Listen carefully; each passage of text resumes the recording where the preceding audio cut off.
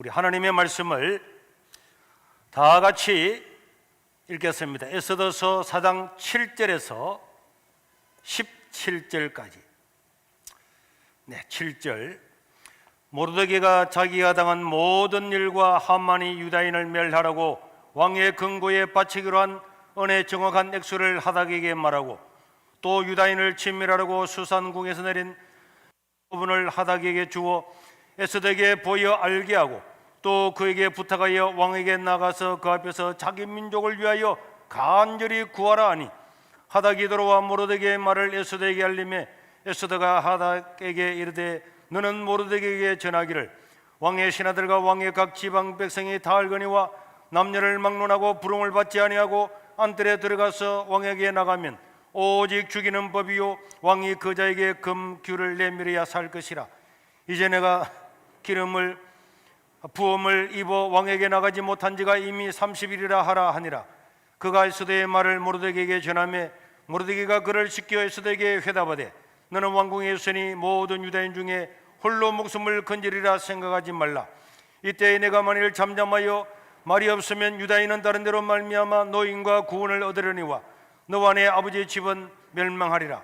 내가 왕후의 자리를 얻은 것이 이때를 위함이 아닌지 누가 알겠느냐 하니, 에스더가 모르드게에게 화답하여 이르되, 당신은 가서 수산에 있는 유다인들을 다 모으고 나를 위하여 금식하되 밤낮 3일을 먹지도 말고 마시지도 마소서. 나도 나의 신녀와 더불어 이렇게 금식한 후에 규례를 어기고 왕에게 나아가리니 죽으면 죽으리다 하니라. 모르드게가 가서 에스더가 명령한 대로 다 행하니라. 아멘. 사랑하는 성도 여러분, 성경에 나오는 모든 사건들은 지금 우리의 신앙생활을 위하여 기록되었음을 믿으시기를 바랍니다. 우리가 신앙생활을 좀 하다 보면은 이 에스더서를 모르는 사람은 거의 없을 것입니다. 그런데 우리가 알다시피 에스더서에는 하나님이라고 하는 이름이 단 한 번도 나오지를 않습니다. 그렇지만은 너무나 중요한 내용이 기록되어 있는 것입니다. 왜 그럴까요? 이 에스더서는 하나님이라고 하는 이름은 한 번도 나오지 않은지 하지만은 이것이 성경으로 인정을 받고 하나님의 감동으로 기록된 것은 이 에스더서를 통해서 하나님 나라와 그 하나님 나라를 대적하는 사탄과의 영적인 전쟁이 무엇인가를 에스더서를 통해서 명백하게 보여주고 있기 때문에 그렇습니다. 또 하나님의 백성들은 어떻게 해야 영적인 전쟁에서 승리할 수 있는가에 대한 굉장히 중요한 내용이 기록되어 있기 때문에 이 에스더서는 하나님이라고 하는 이름이 한 번도 나오지 아니함에도 불구하고 너무나 중요한 하나님의 말씀임을 믿으시기를 바랍니다. 오늘 우리는 중요한 영적인 전쟁에서 임하고 있는데, 이 영적인 전쟁에서 승리하려면 이 말씀을 반드시 기억을 하고 우리가 하나님께서 이미 보여주신 이 전쟁의 방법을 통해서 승리해야 될 줄로 믿습니다. 여러분, 북쪽 이스라엘 나라가 아수르 나라에 망하고 남쪽 유다 나라도 바빌론에게 망해서 왕은 눈이 뽑혀서 이역만리 바빌론까지 끌려가게 되고, 수많은 사람들 노약자를 제외하고는 전부 다 포로로 바빌론까지 끌려가게 되었습니다. 거기서 10년, 20년, 30년 지나면서 이 유다 백성들은 모든 희망을 잃어버리고 살아가고 있습니다.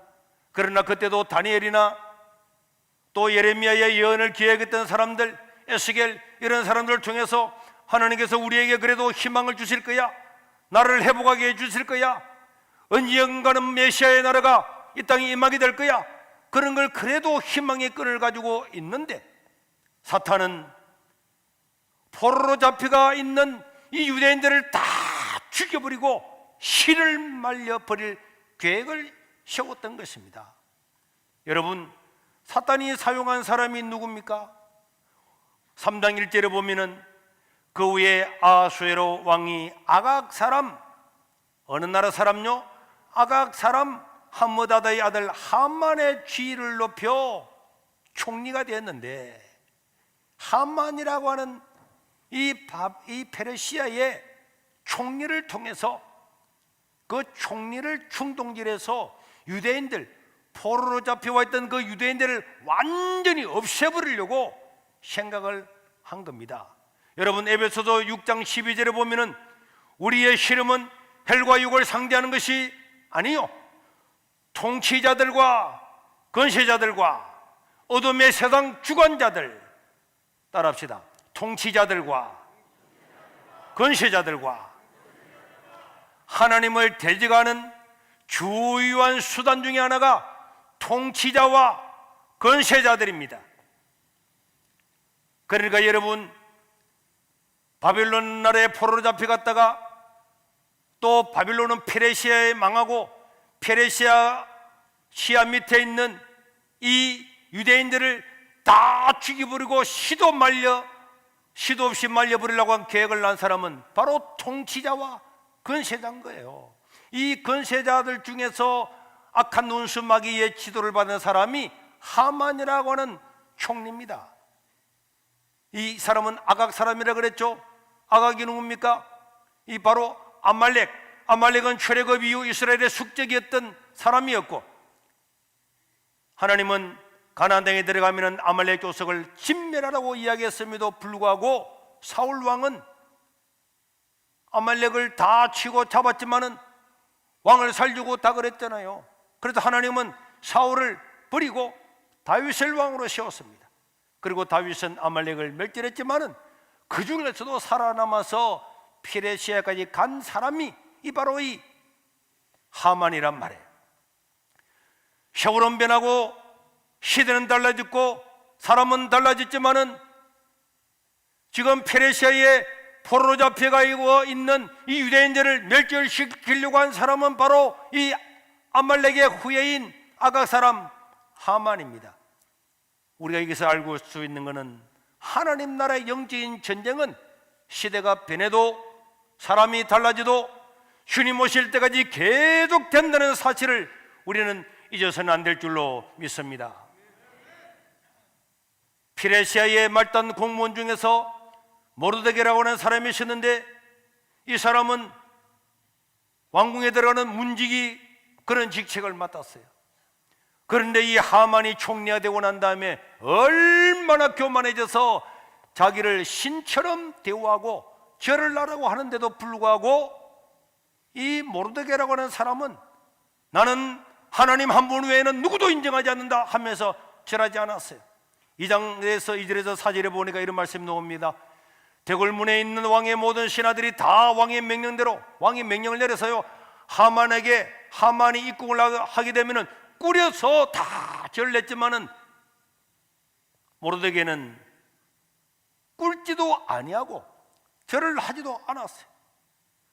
그러니까 그에 있는 신하들이 물었습니다. 너는 어찌하여서 절을 하지 않느냐? 이래 물었더니 절을 하지 않고 왕의 명령을 거역하느냐? 그러니까 이 모르드게는 나는 유대인이기 때문에 절하지 않는다, 이렇게 이야기를 한 거예요. 왜 모르드게는 절하지 않았을까요? 왕이 명령을 내는데도 왜 절하지 않았을까요?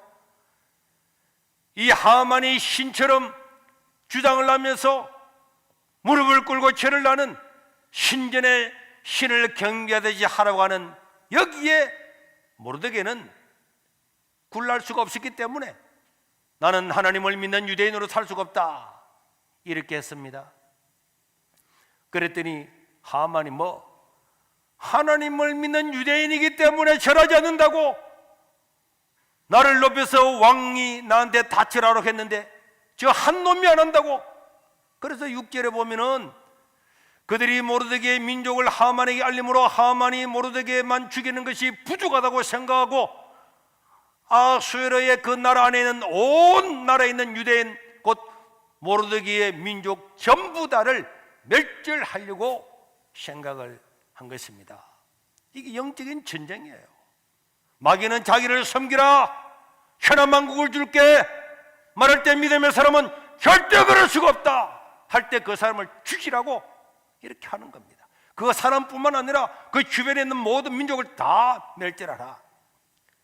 하만은 온갖 중상모략으로 왕을 끼웠습니다.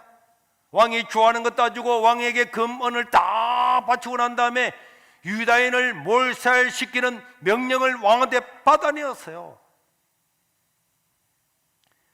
8절에서 9절에 보니까 하만이 아하수에로 왕에게 이르되 한 민족이 왕의 나라 각 지방 백성 중에 흩어져 가는데 그 법률이 만민의 것과 달라서 왕의 법률을 지키지도 아니하오니 용납하는 것이 왕에게는 무익합니다. 왕이 옳게 여기시거든 이 조서를 내려서 그들을 진멸하게 해 주십시오. 내가 은 1만 달란트, 은 1만 달러는 몇 조입니다. 줄 거니까 왕의 일을 맡은 자의 손에 맡겨 왕의 금고에 들으리다. 물질로서 해유하고 나라의 이름도 밝히지 않고 어느 한 민족이 그랬다 해서, 그러니까 왕은 아무것도 모르고 조서에 도장을 찍었어요. 신앙을 지키려던 모르드게에게는 절체절명의 위기가 찾아왔습니다. 자기뿐만 아니라 자기 민족 전부 다가 죽음에 내몰리게 되었던 것입니다. 그리고 날짜가 정해졌습니다. 그날이 바로 6월절이었습니다. 7절을 보세요. 아하수르 왕 제22년 첫째 달 곧 니산월에, 첫째 달 니산월 이 6월절이죠. 무리가 하만 앞에서 날과 달에 대하여 불어 곧 제비를 뽑아 12째 달 곧 아달월을 얻은지라. 여러분, 6월절은 어떤 날입니까? 바로 어린 양을 잡아서 피를 발란 사람은 구원을 받는 출애굽때에서 났던 일이고, 이 6월절 어린 양은 예수님이고, 예수님은 6월절 되는 날에 십자가에 못 박혀 돌아가신 바로 그날. 그래도 우리는 여기에서 놀라운 하나님께서 우리에게 주는 신호, 시그널을 우리는 볼 수가 있는 거예요. 이스라엘이 애굽에서 탈출한 날, 예수님이 십자가에서 우리를 위해서, 우리 죄를 위해서 우리를 살리려고 죽으신 바로 그날, 사탄은 그날에 유대인을 멸절시키려고 하고 있습니다. 인류를 살리고자 하는 하나님과 죽이고자 하는 사탄의 영적인 세력이 역사라고 하는 현장에서, 역사라고 하는 그 공간에서 일어나고 있는 것입니다. 그리고는 13절에 보니까 이에 그 조서를 역졸에게 맡겨 왕의 각 지방에 다 보내서 6월달 동안에 모든 유대인을, 젊은이, 늙은이, 어린이, 여인들을 막론하고 죽이고 도륙하고 진멸하고 그 재산은 다 탈취해라, 이런 명령을 내렸습니다. 이런 명령은 여러분이 줬습니다. 영적인 전쟁은 역사 가운데서 늘 반복됐다는 것을 절대로 잊어서는 안 됩니다. 모세가 탄생할 때에 사탄은 드디어 구원자가 오는 것 아닌가 생각해서 바로를 충동질해서 2살 이하는 다 날강에 집어 던져 넣도록 죽도록 했습니다. 예수님이 탄생할 때에 동방 박사들이 와서 유대인의 왕이 태어났다는 이야기를 듣고 헤롯은 2살 이하를 다 죽이도록 했어요.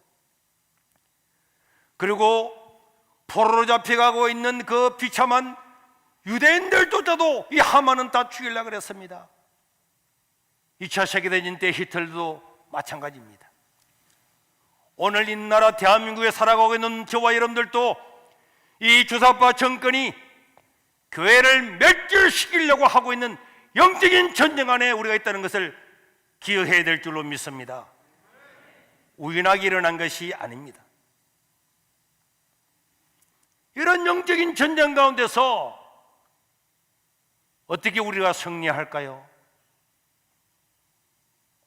죽기를 각오한 자와 그런 사람들의 기도로 말미암아서 영적인 전쟁을 승리할 수가 있는 것입니다. 사장 3절에 보니까 왕의 명령과 조서가 각 지방에 이르매 유대인이 크게 애통하면서 금식하며 울며 부르짖고 굵은 벼옷을 입고 죄에 누운 자가 무수했습니다. 왜? 늙은이, 어린이, 여자, 남자 가리지 않고 다 멸절하고 재산은 탈취해가라. 이 명령이 내렸을 때에 그들은 울면서 부르짖으면서 죄 가운데 드러누워서 기도한 거예요. 오늘 우리 대한민국은 이 영적인 전쟁 앞에서 교회가 10개월 동안 예배를 드리지 못하고 죽어가고 있는데도 부르짖고 기도하지 않고 그냥 죽어가고 있는 것을 애통해야 되는데 애통하는 사람이 없으니까 이 나라 교회가 앞으로 어떻게 되겠냐고. 누구 한 사람이라도 애통하는 사람이 있고 죄에 떨어놓는 사람이 있어야 되는데 다 시키는 대로 따라가고 교회 문 닫았고 하나님을 예배하는 걸 중단을 하니까 어떻게 우리가 영적인 이 곳에서 승리를 하겠냔 말이에요. 그때에 마침 왕후가 된 사람이 에스더, 유대인이었습니다. 그래서 11절에 보면은 왕의 신하들과 왕의 각 지방 백성들이 다 알거니와 남녀를 막론하고 부름을 받지 아니하고 안뜰에 나가면은 왕 앞에 호소를 하면은 오직 페르시아 법은 죽이는 거예요. 그럼에도 불구하고 모르드게는 유대인 왕후 에스더한테 부탁을 합니다. 네가 왕한테 나가라. 나가서 억울한 사정을 알리고 우리가 구원할 수 있도록 그렇게 네가 힘을 다해라. 이런 말했더니 이 페르시아의 법은 왕이 허락 없이 나가면은 죽이는 법입니다. 그리고 내가 지금 왕을 못 본 지가 30일이 지났는데 이렇게 뒷걸음을 치고 우물쭈물하니까 모르드게가 13절 14절에서 이렇게 이야기했죠. 너는 왕후라고 살 줄로 생각하지 말아라. 만약에 네가 이 일에 동참하지 아니하면은 하나님은 반드시 우리를 구원해 줄 거다. 왜? 하나님은 세상을 움직이는 분은 하나님이고 메시아 왕국은 반드시 올 거고 네가 아니라도 하나님 나라는 반드시 올 거다. 그러나 너는 생각해라. 네가 지금 페르시아 왕의 왕후가 된 것은 바로 이때에 민족을 구원할 수 있는 기회를 너에게 준 것이 아닌지, 네가 왕후가 된 것이 바로 이때를 위하여 된 것이 아닌지를 네가 기억해야 된다. 그렇게 이야기를 했어요.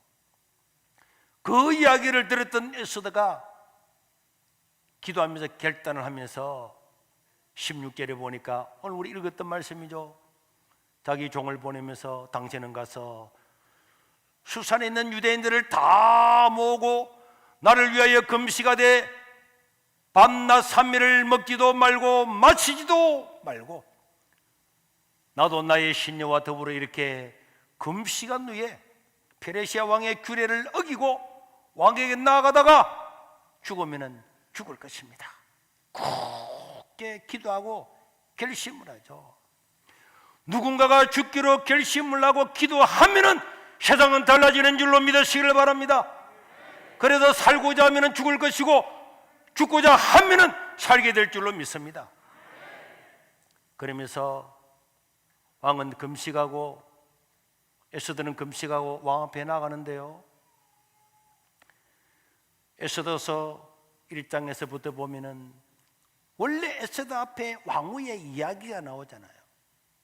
왕이 잔치를 벌이는데 자기 왕후 와스들을 불러서 춤을 추라 그랬는데 왕후가 나는 못 나가겠어요. 그들은 왕후를 폐위시켜버렸어요. 왜 이것이 거기에 기록되어 있느냐? 그것은 에스더가 어떻게 왕후가 됐는가를 내용도 밝히지만은 바로 지금 에스더가 죽으면 죽으리라 하는 이것이 뻥이 아니고 그 나라에서 사실이라는 거예요. 왕이 명령을 내리지 않았는데 나가면은 죽는다고 하는 것은 그냥 있는 이야기가 아니고 실제라는 것을 보여주기 위해서 1장에서 와스드의 이야기가 나오고 있는 것입니다. 그래서 에스더는 3일 동안 금식하고 기도하면서 왕 앞에 나갔습니다. 5장 1절에 보면은 제3일에 에스더가 왕후의 예복을 입고 왕궁 안뜰 곧 어전 맞은편에 서니 왕이 어전에서 전문을 대하여 앉아있는데 에스더가 탁 들어왔습니다. 에스더는 죽느냐 사느냐 실제의 기로에 선 것입니다.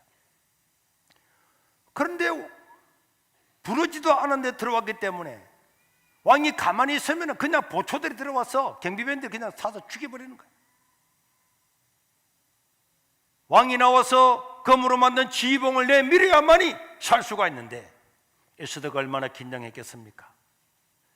금식하면서 온몸에 힘이 빠져나가지만은 그러나 죽기로 결의한 사람은 다 다른 거죠. 그런데 왕이 앉아있는 보좌에서 그 에스더가 정원으로 걸어오는 것을 보면서 저거는 왜 부르지도 않는데 저 누구야? 가만히 있으면 죽는 거예요.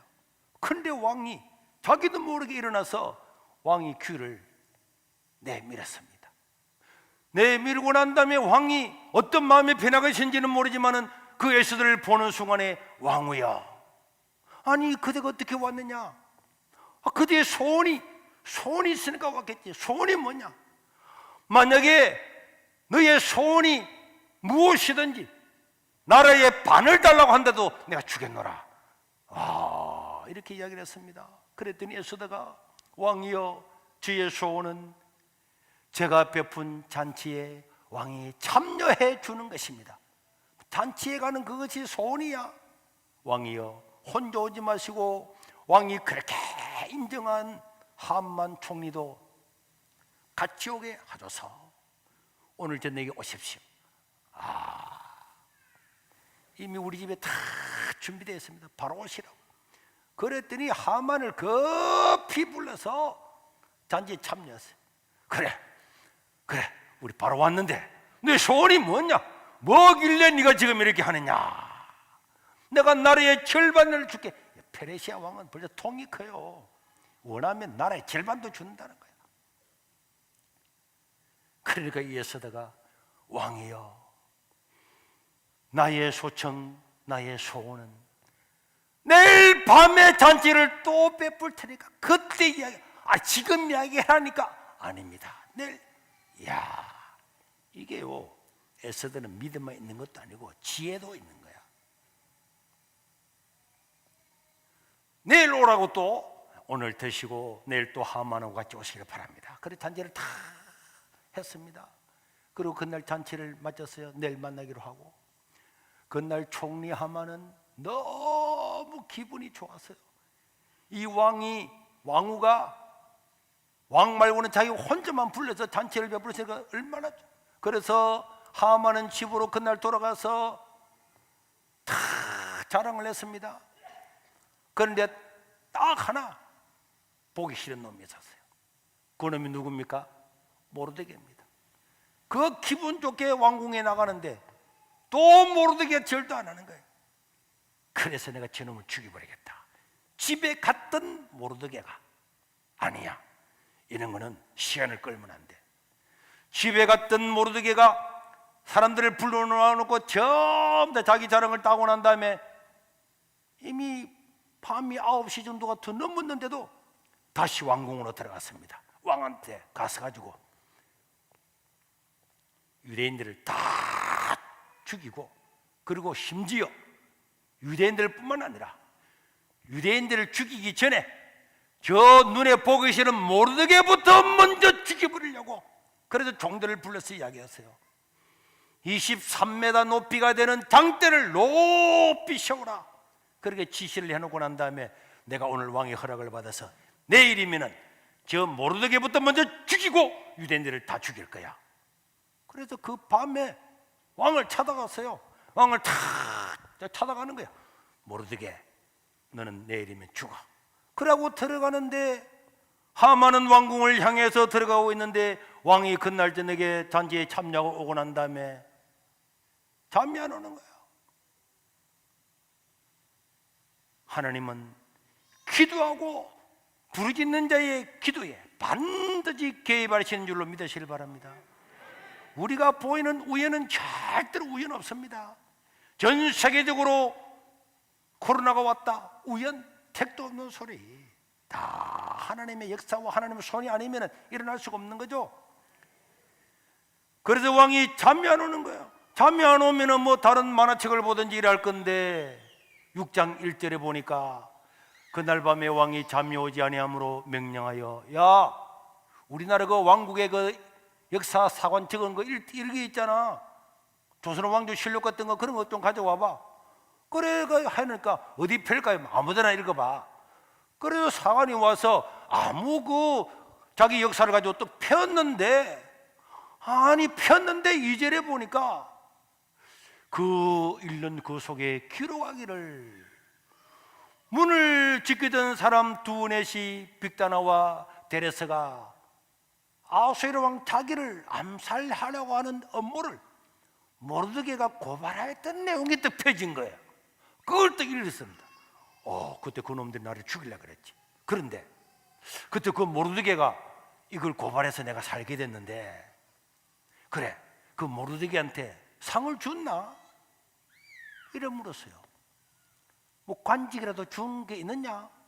이랬더니 그 신하가 말하기를, 왕이여, 그때 너무 경황이 없어서 왕이 모르드게에게 어떤 관직이나 상을 내리지는 않았습니다. 이랬더니 뭐라고? 아니 나를 죽이려고 한 사람을 고발해서 나를 살렸는데 아무 상을 안 주었다고? 이럴 수가. 그래서 왕은 모르드게에게 상을 줘야 되겠다고 생각하고 어떻게 할까 생각을 하고 있는데, 그때 마치 하만이 모르드게를 죽이려고 왕궁 앞에 또 와가지고 왕궁 머리 앞에 딱 섰다니까. 왕이여 부르려고 하는 그때에 왕이 먼저 불렀어요. 4절에 보니까, 4절에 밖에 누가 없느냐? 밖에 누가 없느냐? 누가 뜰에 있느냐? 이렇게 물었어요. 그랬더니 마침 모르드게를 죽이려고 허락을 받으러 왔던 하만이, 왕 각하 하만이 이겼습니다. 오, 하만 잘 됐구만, 빨리 들어와. 그래서 6절에 보니까 왕이 이야기합니다. 하만이 들어올 때 왕이 묻되, 내가 누군가를 굉장히 존귀하게 하기를 원하는 사람에게는 네 같으면 어떻게 해주면 좋겠냐? 이랬더니 하만이 나한테 하려고 그러는구나 하고, 왕이여, 왕이 존귀하기를 원하는 사람은 어떻게 하느냐 하면은, 왕이여, 왕이 이제 8절 9절 쭉 나옵니다. 왕께서 입고 있는 왕복을 그 사람에게 입혀가지고 왕이 타고 다니는 말에다가 태우고, 왕이 서지는 왕관도 그 사람한테 씌우고, 그리고는 왕이 최고로 우리나라 최고 왕서열 2번째 들은 사람이 그 말을 앞에서 끌고 그 사람을 왕말에다가 왕옷에다가 왕관과 다 한 그 사람을, 왕이 존귀하게 하기를 원하는 사람이 이렇게 한다. 백성들이여, 너희들도 왕을 위해서 이렇게 일해라. 이렇게 하면은 좋겠습니다. 하하, 오늘 내가 왕말을 타고 왕옷을 입고 왕관을 쓰고 대궐을 도겠구나 생각하고 그렇게 이야기했더니, 그래 정말 잘했구나. 저 지금 왕궁 문지기로 있는 모르드게를 데려와서 너는 그에게 나의 옷을 주고 내 말을 주고 왕관을 씌워서 우리나라에 니보다도 더 높은 자가 어디 있냐? 네가 그 말꼬리를 잡고 내일 아침부터 저녁까지 온 왕궁을 돌아라. 그렇게 이야기했어요. 기절초풍할 일이지만은 다 세상은요 이런 역사에 반전이 다 있는 거예요. 그래서 그 다음날 11절에 보니까 총리 하만이 왕복과 말을 가져다가 모르드게에게 옷을 입히고 말을 태워서 성전구리를 다니면서 그 앞에서 이야기합니다. 왕이 존귀하게 하시기를 원하는 사람에게는 이 모르드게처럼 할 것입니다. 왕꼬리를 이런 세상에 내가 하만이 저놈을 죽이려고 그랬는데 이런, 그렇게 해가지고 전쟁이 돼가지고 아이고 대라 다리야 아이고 하고 있는데 왕궁에서 연락이 왔습니다. 오늘 저녁에 14절에 기록되어 있죠. 오늘 저녁에 왕하고 잔치가 있으니까 빨리 오라는 거야. 아이고 가기는 가야지. 아이고 허리에 다리야. 하루 종일 몰고 다닌다고. 그래가지고 갔습니다. 여러분 다 가서 7장 2절에 보니까 잔치에 앉았습니다. 앉자마자 왕이 안달해서 에스더를 보고 왕후 너의 소원이 뭐냐? 무슨 소원이기에 이렇게 그래 길가느냐? 나라의 절반해 줄게. 야, 이 페르시아 왕은 참 통도 크네. 말할 때마다 나라의 반을 주겠다는. 그랬더니 3절에 에스더가 이야기합니다. 왕후 에스더가 대답하여 이르되 왕이여 내가 만일 왕의 목전에서 은혜를 입었으면 왕이 좋게 여기시면 내 소청대로 내 생명을 구해 주시고 내 민족을 살려 주십시오. 이렇게 이야기합니다. 그러면서 4절에 하는 말이 왕이여 나와 내 민족이 노예로 팔려서 죽임과 도륙함과 진멸하게 당하게 되었나이다. 내가 만약에 노예로 팔려가기만 했더라면 내가 왕한테 이야기를 안 할 겁니다. 그런데 우리를 진멸하고자 합니다. 그랬더니 왕이 뭐? 내가 왕이고 네가 왕인데 너를 노예로 팔려가고 뭐 죽인다고? 어떤 놈이 이 세상을 지배하고 있는 페르시아 왕의 왕후를 노예로 팔려가 죽인다고? 어떤 놈이냐? 그랬더니 5절에 보니까 에스더가 막 노여워하고 있는 그에게 6절에 이렇게 이야기합니다. 왕이야, 바로 당신 옆에 있는 하만이 바로 그 사람입니다. 그 이야기를 들었던 하만은 막 딱 얼어붙어. 깨구리가 막 헤엄치고 있는데 전기를 띄지만 쫙 붙어. 하는 순간에 막 몸에 소름 돋 머리가 쫙 섰어요. 완전 전기에 감지된 것처럼. 그 모습을 보면서 이놈이 무슨 업무를 꾸몄구나. 왕이 잔치차 일어나가지고는 팍 화를 내고 밖에 나갔습니다. 밖으로 나간 그 순간에 하만이 에스더가 있는 자리에 에스더 앞에 무릎을 꿇어서 엎드려가지고 에스더요, 왕후요, 나는 당신의 유대인인 줄 몰랐습니다 하고 팍 에스더 앞에 엎드려서 에스더 무릎에서 막 이랬으니까 마침 밖에 막 나갔던 왕이 다시 돌아와가지고 돌아오는데 또 보니까 하만이 자기 에스더를 막 급탈하는 것처럼 보이는 거예요. 그랬더니 왕이 8절에 보니까 아니 이제는 죽이는 것도 모자라서 내 왕국 내 앞에서 왕후를 강간까지 하고자 하는가 하는 말이 떨어지는 순간에 이 페르시아의 훈련된 호위 군사들이 와서 순식간에 머리를 씌워서 끌고 나가려고 하는데 그 옆에서 왕을 돌보고 있는 내시가 죽을라 할 때는 가만히 있다가 내시가 9절에 와서 이렇게 이야기합니다. 막 하만이 잡혀서 끌려가려고 하는데 왕을 모신 내시 중에 하르보나가 왕에게 아뢰되 왕이여 뭐 이렇게 이야기했겠지.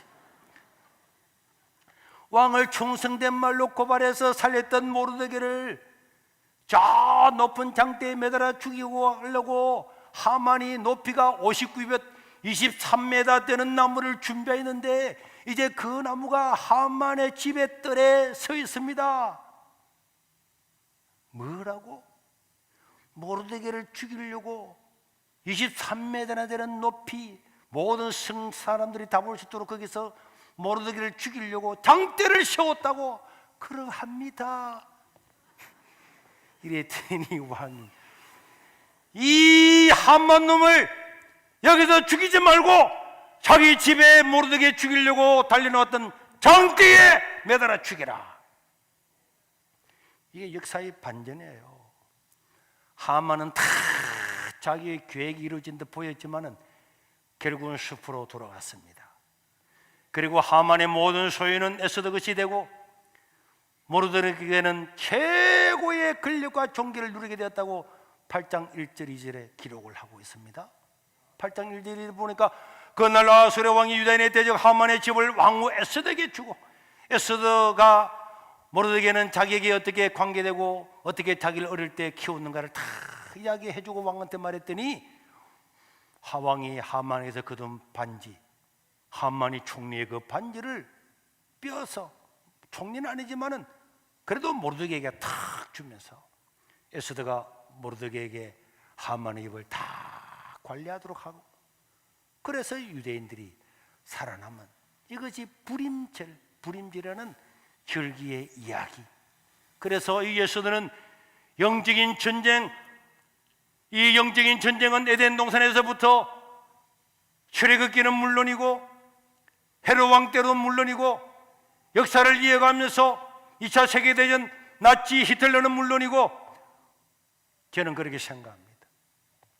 오늘 이 주사파 정권도요, 교회를 멸절하려고 모든 방법을 강구하고 있는 우리 영적인 전쟁에서 있는 거고, 우리가 여기서 믿음을 가지고 부르짖고 기도하고 나가면은 결국은 승리하게 될 줄로 믿습니다. 우리는 두려워해서는 안 되는 거예요. 이 땅은 끊임없는 영적인 전쟁터입니다. 하만은 죽었지만은 오늘 땅에 새로운 하만이 등장했다고 우리는 생각해야 되는 거예요. 시대는 달라도 영적인 전쟁은 언제나 동일합니다. 변한 것은 하나도 없어요. 교회 갔다 왔다고 공무원을 직위 해제하는 이 나라가 민주국가입니까? 여러분 다 보셨죠? 지침이 법입니까? 지침이 헌법입니까? 다른 데 갔다 오면 괜찮고 교회 갔다 오면 직위 해제하는 게 이게 이 나라입니까? 그러면 얼마 전에 누군가 국회의원인가 누군가 더 걸렸다며, 그거 직위 해제해야지. 대통령도 걸리면 직위 해제할 겁니까? 도지사도 직위 해제할 겁니까? 자기들에게는 해당되지 않고 성도들에게만 해당되게 하는, 이게 영적인 전쟁 가운데 있는 거예요. 그리고요, 어제도 제가 분노를 했어요. 자기들이 한 달 전에 거리두기 단계별 이걸 자기들이 새로 만들었잖아요. 한 달 전에 12월 3일 날, 지금 날짜였죠. 2020년 11월 27일 날 작성해가지고 수정 2020년 12월 3일 날, 지금부터 딱 한 달 전에 이제 1단계, 2단계, 3단계를 다시 제정했어요. 이들 하라고. 그래서 2단계를 볼까요? 2단계를 보면요, 자, 2단계는 안 띄운 것 같은데 2단계에 보면은 PC방은 한 칸 띄우면 된다. 그 다음에 공연장은 한 칸 띄우면 된다. 극장도 한 칸만 띄우면 된다. 뷔페도 된다. 다 이야기했어요. 식당 뷔페도 해도 된다. 장갑만 끼고 하면은. 전부 다 해놓고 난 다음에 앞에 다시 보세요. 자기들이 이야기했잖아요. 종교, 정규 예배, 미사, 법회, 시일 등 자석수의 몇 프로? 20%. 2단계가 있을 때는 자석수의 20%만 예배 드릴 수 있다. 우리 교회는 한 번 예배 드릴 때 5,500명이 들어갑니다. 1,100명이 앉아서 공식적으로 법적으로 예배 드릴 수가 있습니다. 이게 자기들이 만든 2단계라니까. 자기들이 만든 2단계인데 어제 발표할 때는 뭐라 그랬습니까? 다 다른 데는 2단계를 적용하면서 교회만 비대면으로 드리라. 자기들이 한 달 전에 만드는 법도 어기고 왜 교회는 20% 못 드리고 왜 교회는 비대면으로 드리라 그럽니까? 자기들이 만든 법도 지 마음대로 바꾸는, 이게 독재국가 아니고 이게 전체주의 국가 아니면은 일어날 수 있는 일입니까? 그리고 언론을 보세요. 감염 경로가 집단 감염, 저게 연합뉴스에 나왔잖아요. 지난주에 가족 지인 모임, 직장 요양시설에서 가장 많이 발생한다. 그리고 표도 만들었어요. 보세요. 1위, 가장 코로나가 많이 생기는 1위 가족 지인 모임, 2위 직장 요양병원, 체육 여가시설, 의료시설, 교육시설, 음식점, 일반 카페, 종교활동은 8번째입니다. 그리고 지금은요, 언론이고 뭐 전부 종교활동 1위잖아요. 자기들이 통계를 내놓고도 저들은 안 하잖아요. 이런 부당한 일을 하는데 죽으라면은 니 죽어. 그러면 죽어야 됩니까? 너 예배 드리지 마. 다른 건 다 드리도. 이거는요, 코로나를 빙자해서 교회를 핍박하고 교회를 멸절시키려고 하는 명백한 사탄의 계략입니다. 에베소서에서 말한 것처럼 하나님은 통치자들과 권세자들을 통해서 하나님의 교회를 억압한다고 이야기했잖아요. 이 나라 정부는 이 사탄의 앞잡이 노릇하고 있는 통치자와 권세자들에 속하는 줄로 기억해야 됩니다. 그런데 거기에 시키는 대로 우리 예배 안 드릴게요, 예배 안 드릴게요. 온 언론을 동원해서 교회에서 그런데 다른 데서 걸리는 거는요, 종교시설이라고 해요. 다른 데서 걸리는 거는 종교시설, 다른 종교가 걸리면 종교시설, 기독교인이 걸리면 교회시설. 그래, 한번 해보세요. 그래서 우리는 3단계가 오면은 우리도 그래 할 겁니다. 3단계가 오면 우리 비대면을 합니다. 국가 누구가 시켜서 하는 게 아니고 우리 스스로가 한다니까. 결정은 교회가 하는 거지 국가가 얼마라 거기는 절대로 용납을 할 수가 없고 따라갈 수가 없습니다. 우리는 지난 목요일 날 저녁에 우리 장로님들 부부가 다 모여서 우리는 끝까지 예배 드린다. 교회가 폐쇄되는 날까지 간다.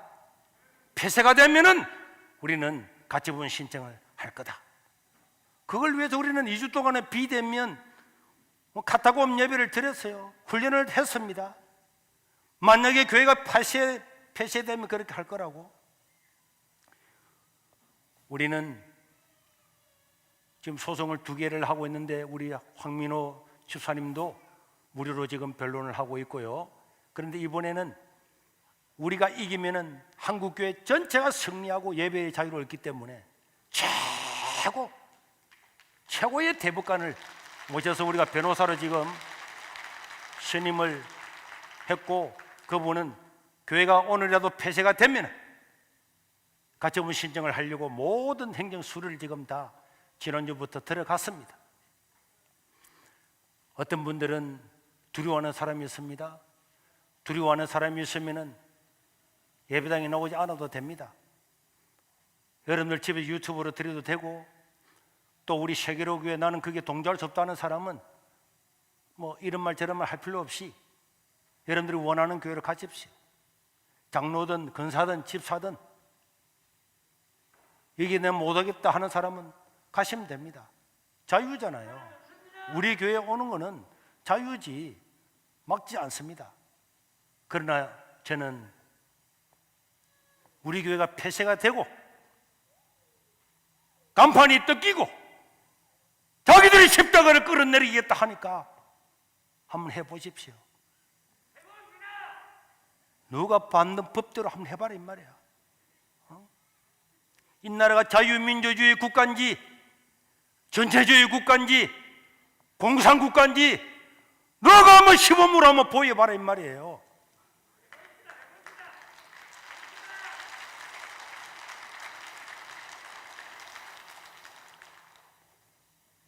이렇게 국가가 교회를 옥죄고 있는데요, 지난 12월 29일 지난주 수요일 날 해인사는 보세요.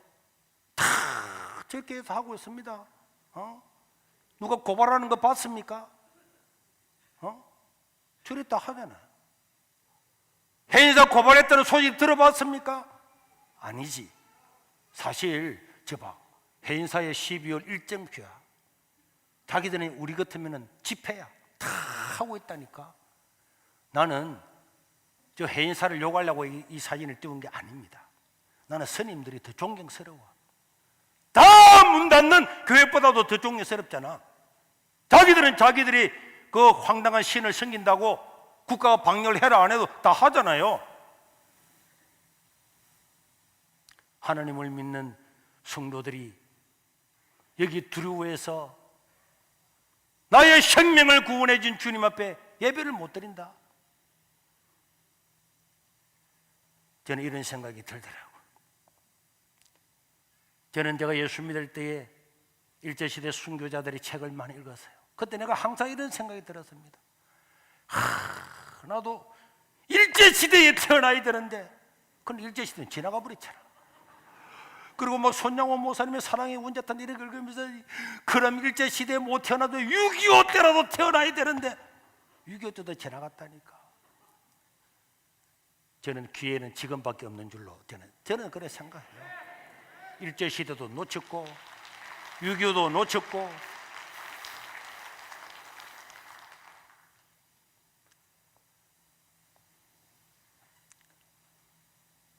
우리는 이게 쉬운 일 아니에요.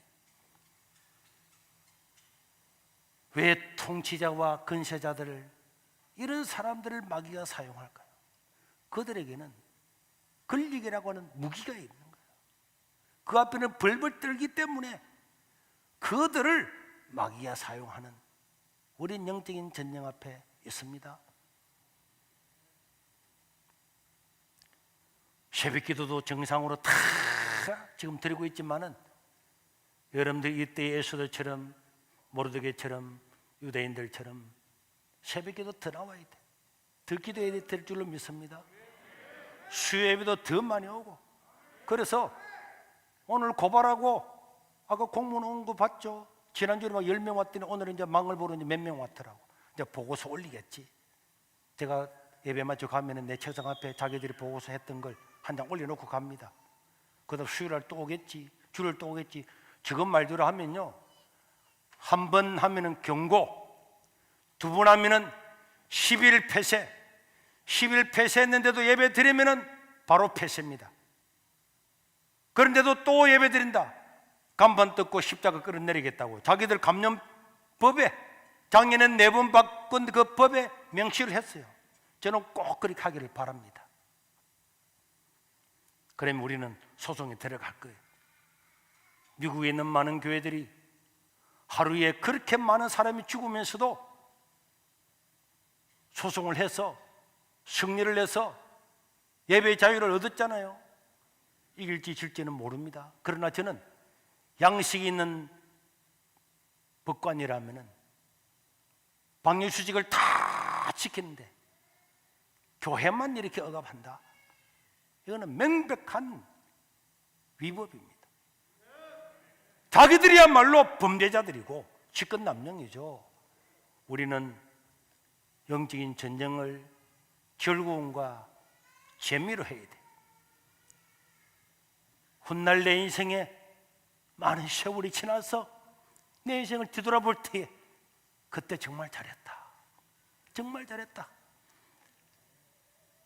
그런 날을 기억하고 그런 날을 간증할 수 있도록 성도 여러분들도 힘을 내어서